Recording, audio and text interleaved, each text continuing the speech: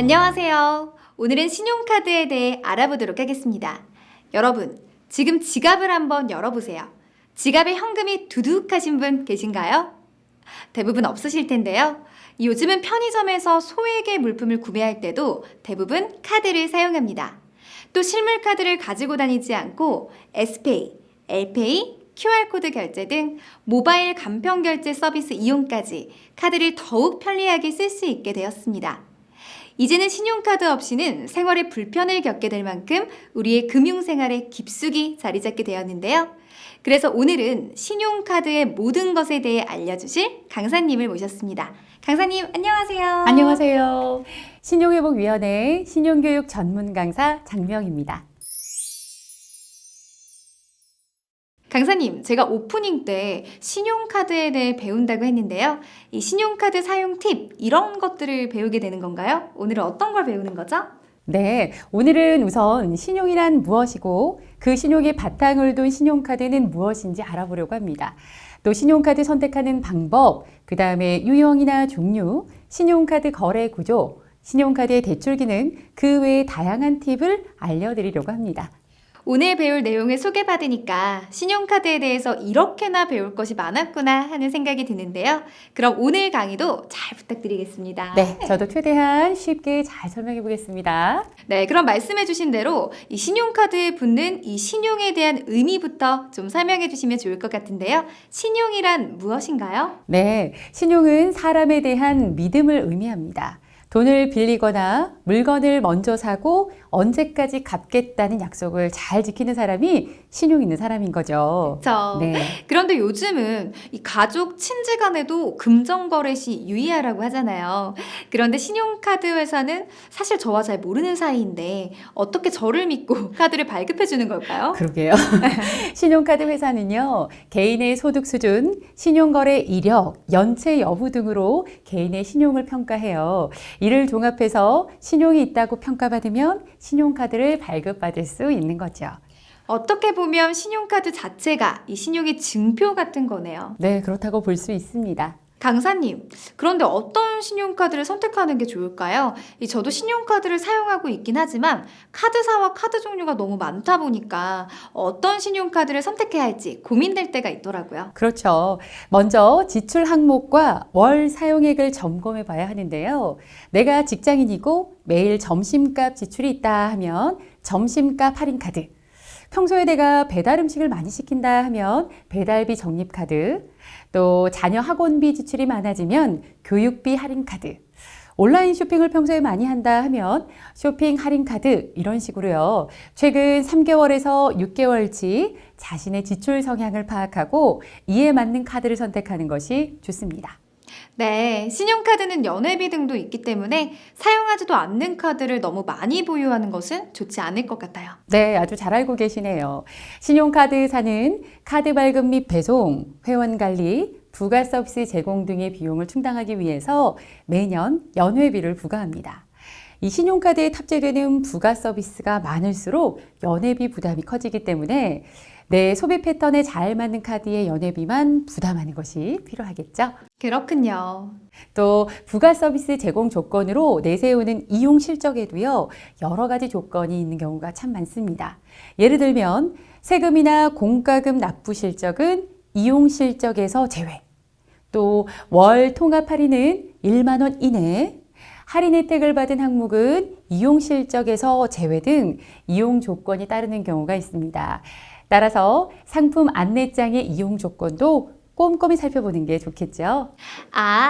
제 소비 형태를 점검하고 어떤 신용카드를 사용하면 좋을지 점검해 봐야겠어요. 그러면 강사님, 신용카드를 사용할 때 유용한 팁이나 주의사항이 있을까요? 네, 그럼 유용한 팁부터 한번 알아보죠. 먼저 신용카드 결제일입니다. 결제일은 언제로 지정하는 것이 좋을까요? 저는 급여일에 맞춰서 결제를 지정해 뒀어요. 네, 잘하셨네요. 급여일로 지정하는 것도 좋은 방법입니다.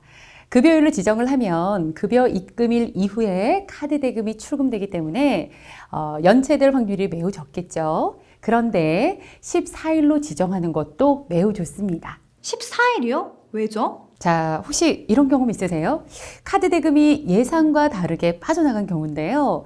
나는 이번 달에 카드 대금을 약 50만 원 정도 사용했다고 생각했는데 실제 카드 대금이 80만 원 정도 빠져나간 거죠. 네, 맞아요. 그런 경우가 있었던 것 같아요. 네, 카드사마다 조금씩 상이하지만 14일은 전월 1일부터 말일까지 사용한 카드 대금이 청구되고요.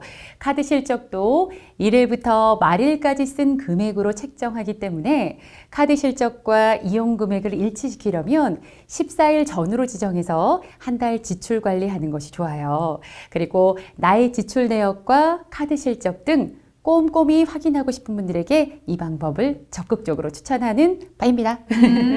그러면 4월 1일부터 4월 말일까지 사용한 대금을 청구하는 14일 전후로 지정하는 것이 좋겠네요. 저는 오늘 결제일을 먼저 변경해야겠어요. 네, 또 한 가지 유용한 팁이 있습니다. 우선 표를 한번 살펴볼게요. 자, 결제일이 4월 14일이고 이때 결제 금액은 3월 1일부터 3월 30일까지 이용한 금액이라고 가정을 해보죠. 만약 금액이 비싼 물건을 산다면 3월 1일이 유리할까요? 3월 31일이 유리할까요? 똑같은 거 아닌가요? 뭐 둘의 차이가 있어요? 네, 차이가 있습니다.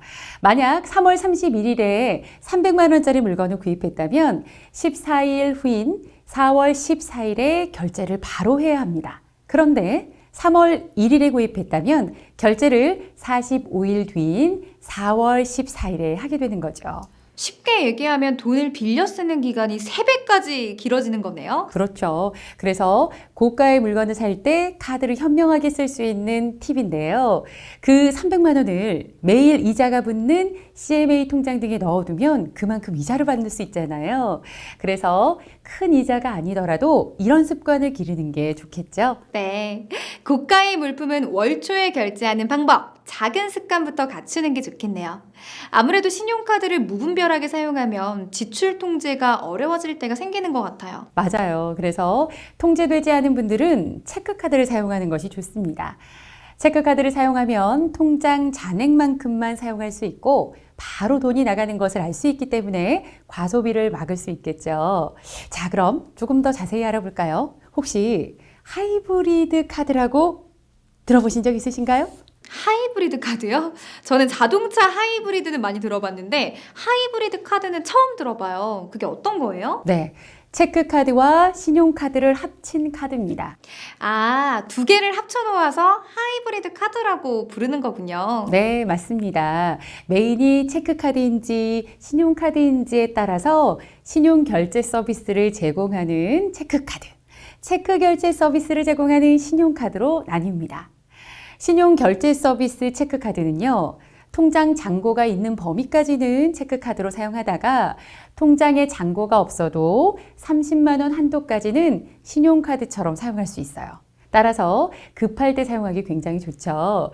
그런데 이 카드는 엄연히 체크카드이기 때문에 할부 등은 이용할 수가 없고요. 일시불 결제만 가능합니다. 통장에 잔고가 없고 급히 사용하기에 매우 유용할 것 같아요.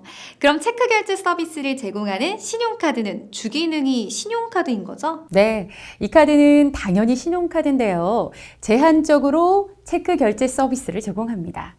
사용자가 일정 금액을 지정해서 그 금액 이하일 경우에는 체크카드를 사용하게 되고요. 그 금액의 이상일 경우에는 신용카드로 사용됩니다.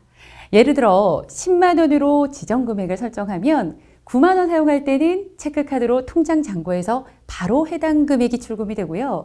11만 원을 또 사용을 하면 신용카드 기능을 하는 것입니다. 와, 정말 이렇게 다양한 기능을 하는 카드가 있는지 몰랐어요. 지출 통제가 잘 안 되는 분들은 두 가지 기능을 결합한 하이브리드 카드를 이용하는 것도 아주 좋은 방법이 되겠네요. 네, 강사님, 사실 카드를 쓸 줄만 알았지 카드가 어떤 방식으로 결제나 지불이 되는지는 잘 모르거든요. 이 부분에 대해서 설명 좀 해주실 수 있으실까요? 네.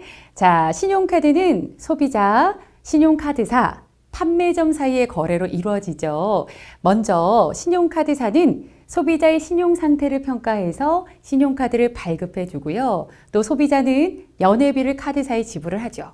그럼 우리가 평소에 하던 대로 카드사 가맹 판매점에 가서 카드 결제를 하고 서명을 하는 겁니다. 여기까지는 제가 직접 해본 내용이라 이해하기 쉽네요. 네, 그럼 좀 더 상세하게 설명을 해드릴게요. 자, 판매점은 소비자가 사용한 대금을 일정 기간 안에 카드사로 보내서 청구해요. 그러면 카드사는 수수료를 뺀 금액을 판매점에 지불하는 거죠. 근데 판매점은요, 소비자가 할부로 구입한 경우에도 판매 대금을 카드사로부터 일시불로 지급받거든요. 그래서 고가 상품 판매점은 할부 구매를 적극적으로 권유하기도 하죠. 판매점 입장에서는 대금이 바로 들어오니까 판매 전략으로 사용할 수 있겠네요. 강사님, 신용카드로 할 수 있는 게 일반 결제 이외에도 할부, 분할 납부, 리볼빙 서비스, 카드론, 현금 서비스 크게 5가지가 있다고 알고 있는데요. 각각 특징 및 차이점에 대해서 알려주실 수 있을까요? 네, 먼저 할부에 대해서 설명해 드리겠습니다. 할부는 물건을 구입하거나 서비스를 이용할 때 소비자가 선택한 개월수로 나눠서 납부하는 방식이에요. 네, 카드 할부는 많이 들어봐서 익숙한 개념이에요. 그러면 분할 납부는 뭐죠? 얼핏 보기에는 할부와 다른 점을 잘 모르겠어요. 네, 그렇죠. 나눠서 결제한다는 점은 같아요. 그런데 분할 납부는 결제 당시 일시불로 결제를 했더라도 대금 납부일 이전에 할부로 결제를 전환하는 방식입니다. 처음부터 할부를 하느냐, 추후에 나누어서 내느냐, 그 차이군요. 네, 정확히 이해하셨어요. 예를 들어서 불가피한 사고로 병원비 300만 원이 발생했다고 가정해 볼게요. 당장 통장에 300만 원이라는 현금이 없을 때, 자, 30만 원씩 10개월 할부로 결제를 하게 되면 생활에 타격을 받지 않고 대처할 수 있는 거겠죠? 네, 상황에 맞게 이용하면 좋겠네요. 그러면 리볼빙 서비스는 무엇인가요? 네, 전체 카드 결제 대금을 일정 %만 지불하고 나머지 금액을 다음 달로 이월할 수 있는 서비스입니다. 예를 들어서 이번 달 카드 대금이 100만 원이다. 그럼 그 중에 10%인 10만 원만 지불을 하고요.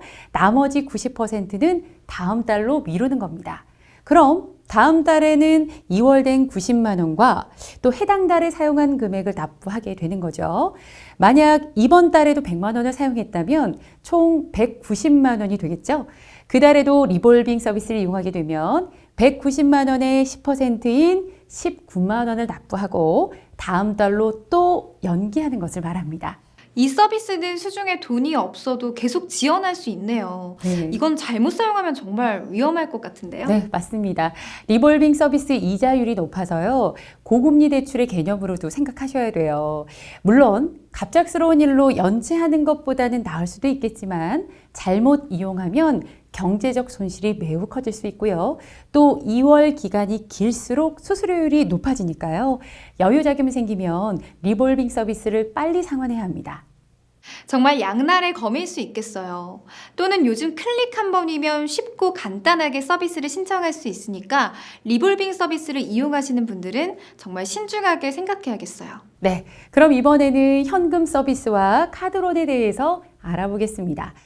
앞서 설명해드린 할부, 분할 납부, 리볼빙 서비스는 결제 금액을 뒤로 미루는 성격이라면요. 카드론과 현금 서비스는 모두 카드사에서 돈을 빌려주는 개념입니다.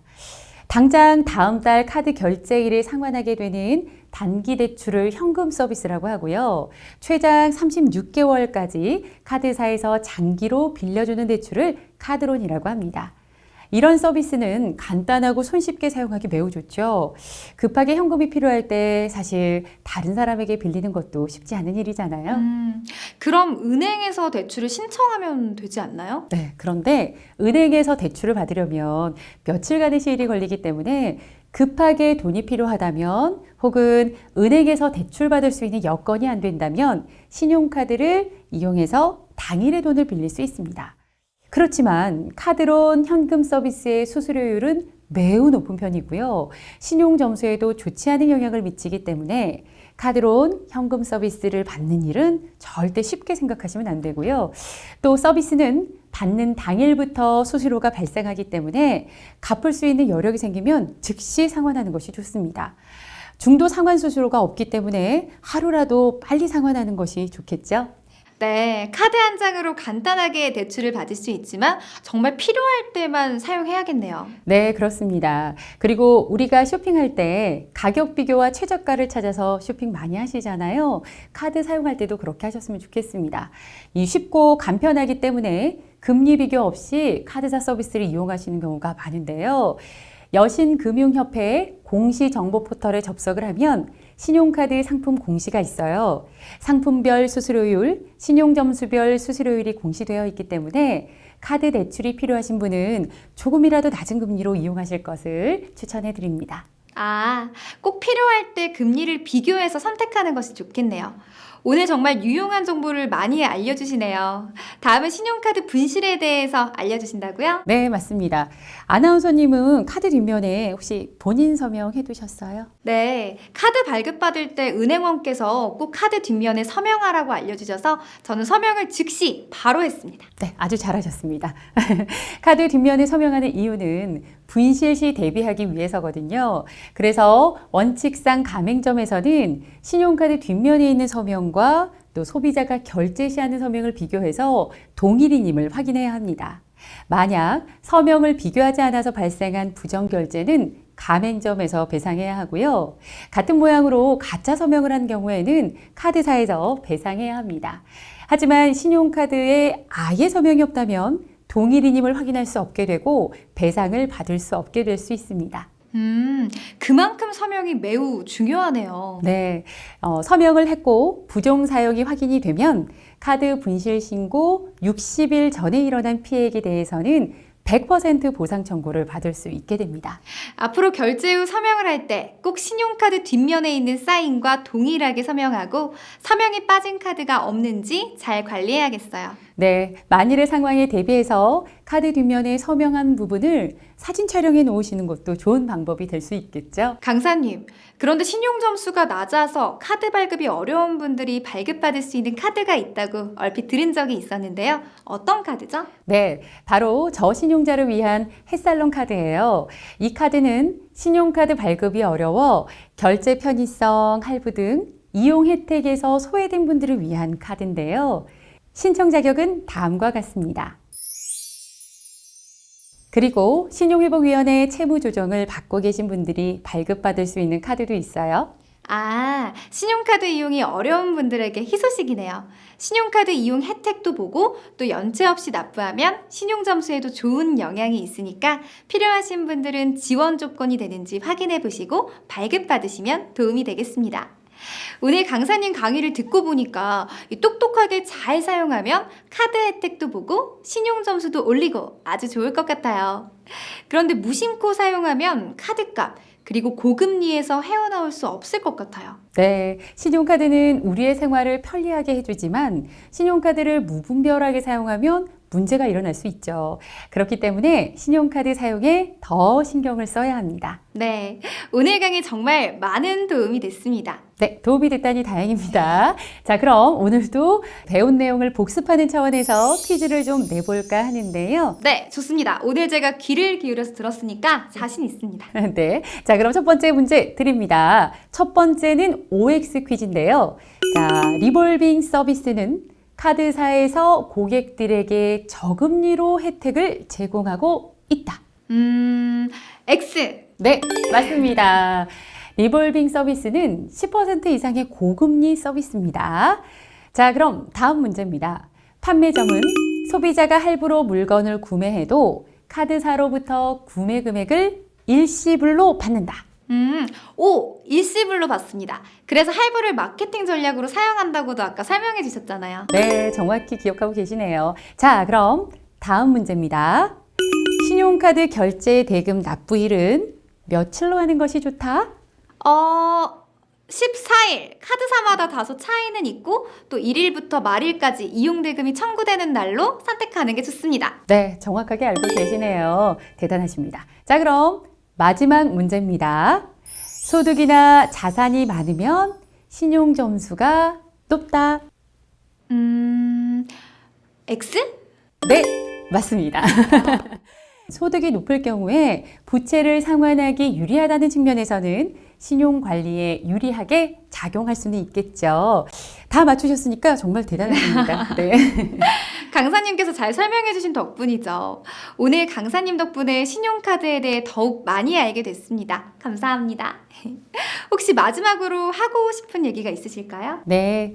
신용카드 잘 쓰면 아주 편리하죠. 하지만 잘못 사용했을 경우 큰 경제적 피해를 볼 수 있다는 점도 항상 명심하시면서 현명한 금융생활 하시기 바랍니다. 네, 오늘 마지막에도 우리 강사님께서 신용회복위원회 신보기로 수강생들에게 메시지를 전달해 드린다고 합니다. 네, 오늘 띄워주시겠어요? 네, 오늘 띄워드릴까요? 자, 신용 자산 관리 힘들고 어려우신가요? 복잡하게 생각하지 마세요. 위원회가 함께합니다. 여러분, 신용회복위원회는 국민의 채무 걱정 없는 행복한 삶을 위해 힘쓰고 있습니다. 주변에 빚 문제로 어려움을 겪는 분들이 있으시다면 신용회복위원회를 꼭 기억하시고 알려주세요. 또한 신용금융교육이 필요할 때는 신용교육원에 찾아주세요. 감사합니다.